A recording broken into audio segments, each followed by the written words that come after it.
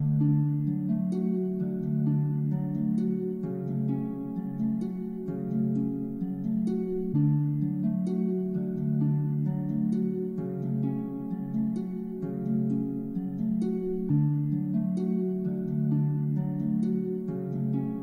were physical challenges for sure, and there were also some emotional and psychological challenges that I think come with this injury, regardless of who you are.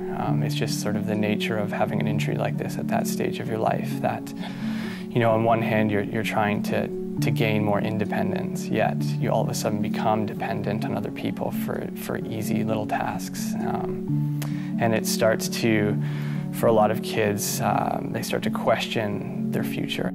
At the beginning of my at-home therapy, it was there was just a lot of weakness, like in my legs and arms. Like I could do things, but they weren't very strong, and I wasn't very confident, like in my abilities. So part of therapy was just doing that, and then regaining like the more nimble and fine movements in my hand was part of my occupational therapy, because like I could do, you know, basic blunt things, but it was like the smaller articulations were really difficult. With physical therapy, there was like more just strengthening exercises to build up the muscles and help it work better just that way, because the nerves were pretty much back. You know, I could feel it and I could move it, but you know, it was just gaining back the strength that I had lost from not using it the same way I always had.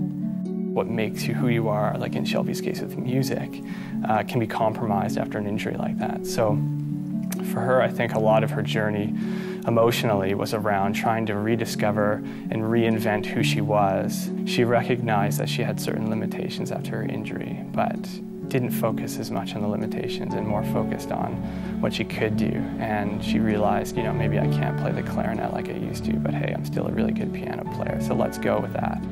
I think what my family appreciated about the BC Center for Ability most was probably just how much they wanted to help me and wanted to see me get better the same way that they did. My family was really wonderful. My mom was in the hospital by my side, I think, every day, and that was really helpful. They're really good about helping me make light of it and not take myself too seriously or get too down, which is a really wonderful thing. There'll always be things that remind me, and there'll always be little things that haven't changed that I wished would, and things like that. So, but I am really excited about the progress I've made, and I'm really happy at where I am now.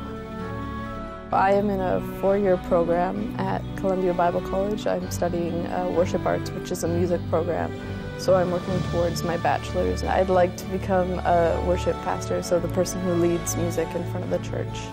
Shelby had goals that she'd set for herself that she never wavered from. So even when times got tough, even when she had a bad day at therapy, or even when she thought maybe she took a couple steps back after making some gains, she kept her eye on the prize, and she knew what she wanted to accomplish. But it wasn't just that she set them and she worked towards them, she actually achieved the goals that she had set out to achieve.